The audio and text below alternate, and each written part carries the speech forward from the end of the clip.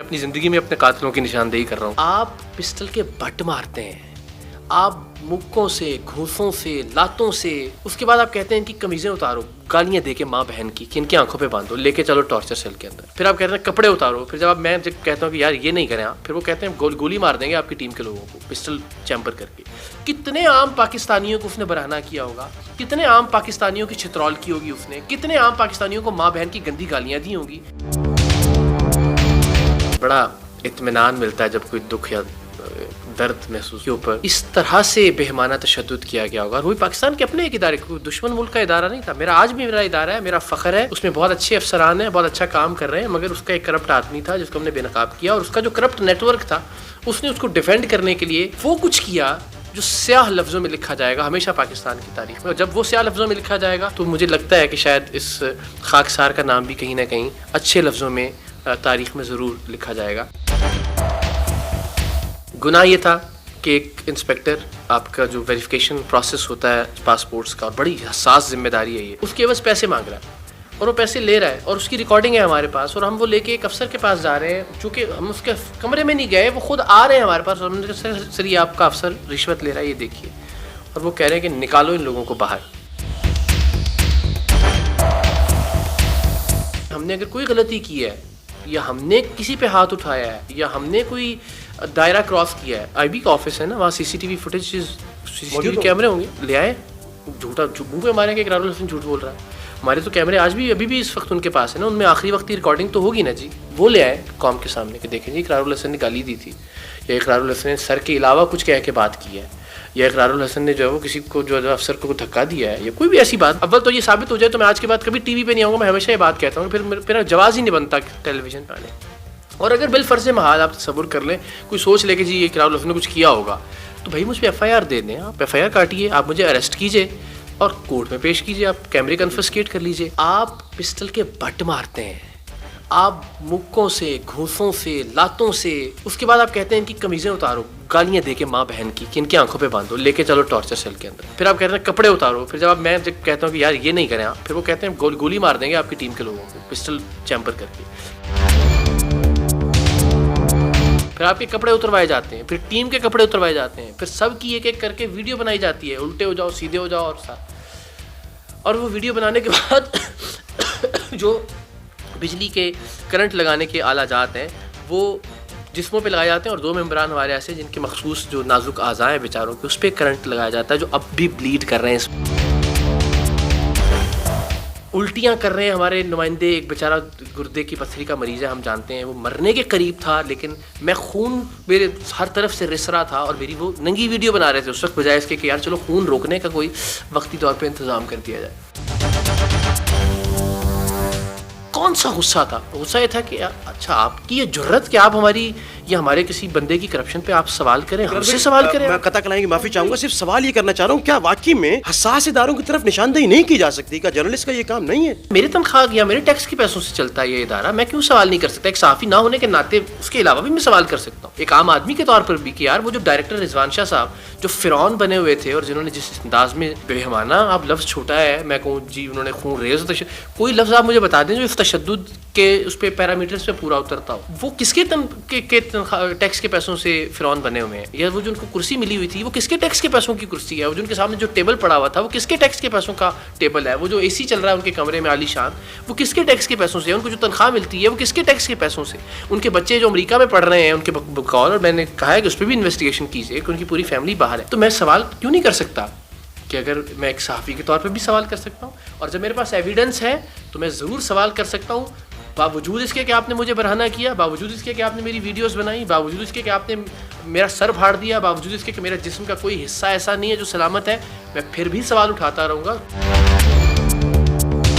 یہ دیکھیں ویسے تو 7 لوگ تھے, جس میں ظاہر ہمارے وہ ایک پف کرنے والا ایک آرٹسٹ بھی ہوتا ہے, پھر اس میں ایک آڈیو انجینئر ہے, 2 کیمرہ مین ہیں, ہمارے 2 پروڈیوسر تھے, بیچارے جو باہر ڈرائیور تھے بعد میں ان کو بھی لے آئے کہ جی اندر وہ چائے پی رہے ہیں اور آپ کو بلا رہے ہیں اور آ جائیں, اندر لے لا کے ان کو بھی مارا گیا, بیچاروں کا جن کا کوئی قصور بھی نہیں تھا.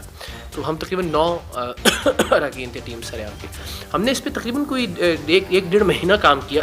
3 اقساط میں ہم نے اس کو رشوت دی. جو آئی بی کا انسپیکٹر ہے کاشف, اس کو رشوت دینے کے سارے ثبوت موجود ہیں. 4 گھنٹے تک پلاننگ کے ساتھ, اور میں کہتا ہوں کہ یہ 4 گھنٹے مت سوچیے آپ، اس کو پچھلے 40 برس، اس کو پچھلے 70 برس کا ایک مائنڈ سیٹ سوچیے کہ وہ رضوان شاہ جو اقرار الحسن جو سمجھتا ہوگا نا کہ یار چلو ایک چھوٹا سا صحافی ہے، باہر جائے گا، کوئی باہر جا کے کچھ تھوڑا سا شور مچائے گا، کوئی باہر جا کے تھوڑا سا چیخے گا، چلائے گا، کوئی 4 لوگ شاید اس کی بات سنیں گے، کوئی ٹویٹ کرے گا، کوئی فیس بک پہ ڈالے گا، کوئی AR خبر چلا دے گا، ٹھیک ہے نا، اس آدمی پر بھی وہ باز نہیں آتا بٹ مارنے سے، اس آدمی کے حوالے سے بھی وہ رکتا نہیں ہے اس کے کپڑے اتارنے سے. تو آپ سوچیں کہ اس سٹیج تک پہنچنے سے پہلے وہ کانفیڈنس اس نے کتنے لوگوں کو ننگا کر کے گین کیا ہوگا، کتنے عام پاکستانیوں کو اس نے برہنہ کیا ہوگا، کتنے عام پاکستانیوں کی چھترول کی ہوگی اس نے، کتنے عام پاکستانیوں کو ماں بہن کی گندی گالیاں دی ہوں گی، کتنے عام پاکستانیوں کو 4 گھنٹے نہیں 4 مہینے یا 4 ہفتے یا شاید 4 سال حبسے بے جا میں رکھا ہوگا. تب جا کے اس کو یہ ہمت اور حوصلہ ملا نا جی. اچانک سے تو نہیں کسی کے اندر اتنا تکبر اور غرور اور فرعونیت اور رونت آ جاتی.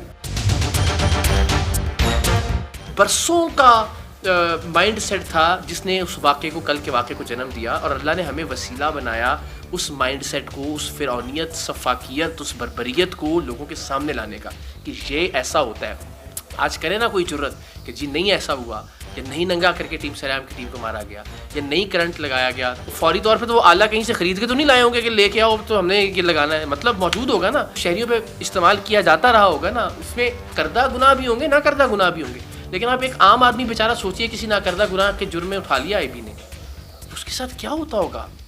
ایک وہ آدمی جس کی 4 لوگ بات سنتے ہیں، جب اس کے ساتھ یہ سلوک کیا جاتا ہے تو اللہ نے ایک عام آدمی کی آواز بنا کے شاید وہ جتنے لوگ جو بیچارے تاریک راہوں میں مارے گئے، جو ان ٹارچر سیلوں کے اندر دیواروں کے ساتھ سر ٹکراتے مر گئے، شاید ان کی کسی آہ کا صدقہ تھا کہ مجھے اللہ نے وہاں بھیجا اور یہ میرے بیٹے کا میسیج ہے جو آج صبح اس نے مجھے کیا. میرا جواب اس کو پاکستان زندہ باد. اور آپ دعا دیتا ہے کہ بابا ٹھیک ہو جائیں جلدی سے، اور میں سے کہتا ہوں بیٹا انشاءاللہ اور پاکستان زندہ باد. تو آپ سوچئے کہ مجھے مارا جاؤں گا تو اس کا کیا بنے گا. اس بچے کا سوچ کے مجھے امید ملتی ہے، مجھے ہمت ملتی ہے، اور مجھے حوصلہ ملتا ہے کہ اس کے لیے پاکستان کو انشاءاللہ صحیح معنوں میں زندہ باد بنا کے جانا ہے. اور اس کے لیے جو چاہے انٹیلیجنس بیورو براہ راست وزیر اعظم پاکستان کے ماتحت ادارہ ہے، ٹھیک ہے. اور یہ بھی ہو سکتا تھا کہ ہم پہ الٹا ایک کیمپین پوری چلا دی جاتی، لیکن کم سے کم اس بار یہ ہوا کہ سندھ اسمبلی کی طرح ہم پہ الٹی FIR نہیں ہوئی، یا ریلوے کارگو کے معاملے کی طرح ہم پہ الٹا مقدمہ درج کر کے ہمیں قید نہیں کیا گیا. وزیر اعظم نے نوٹس لے کے 19ویں گریڈ کے اس افسر کو کم سے کم معطل کیا. FIR ہونے جا رہی ہے. بھلے یہ سسٹم اتنا برا ہے کہ مجھے یقین ہے کہ کچھ نہیں ہوگا، بندہ پھر واپس آ جائے گا، سارے اس کے ارد گرد کے لوگوں سے بچا لیں گے، کورٹ سٹے آرڈر دے دے گی، کچھ نہ کچھ ہو جائے گا، آ جائے گا واپس. کچھ کہیں نہیں جاتا. مجھے شاید یہ بندہ ہم میں سے ہماری کسی ٹیم کو مار بھی دے، کیونکہ ظاہر ہے دیکھیں اب یہ ایک زخمی درندہ چھوڑ دیا نا آپ نے. وہ آدمی جس کو ہم نے کچھ کہا ہی نہیں، وہ اتنا بدترین تشدد کر رہا تھا ہم پہ، رضوان شاہ. اب تو ہم اس کا نام لے لے کے اس کو کوس رہے ہیں. تو آپ سوچیے وہ کتنا خطرناک ہو جائے گا جب واپس اپنی سیٹ کے اوپر آئے گا. تو وہ کیا نہیں کرے گا، جو ہماری فون کی لوکیشن سے لے کے ہماری نقل و حرکت سے لے کے فون ٹیپ کرنے سے لے کے سب کام کر سکتا ہے نا ایجنسی کا. تو اب تو ہم نے زندگی رکھ دی اس کے سامنے کہ اللہ مالک ہے، آپ آئیے گولی چلائیے اور مار دیجیے. تو آئے ہیں، بتائیے کتنی سیکورٹی سے گزر کے آئے. اللہ کی ذات مدد کرنے والی ہے. اب دعائیں بہت ہیں لوگوں کی سیکورٹی کے طور پہ. بلکہ اچھی بات یہ بھی آن ریکارڈ آ جائے کہ مجھے کبھی کوئی نقصان پہنچتا ہے جس سے مجھے کوئی ڈر نہیں ہے، میں تیار ہوں اس کے لیے.